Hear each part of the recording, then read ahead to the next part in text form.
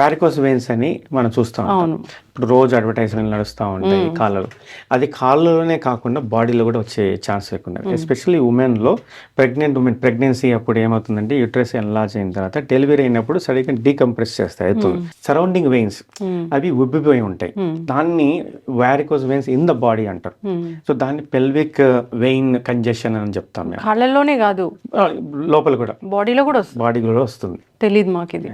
So ఇది చాలా వరకు మిస్డైగ్నోస్ ఎట్లా అవుతుందంటే they don't have a solution for that, అదే డయాగ్నోసిస్ చేయలేకపోతారు.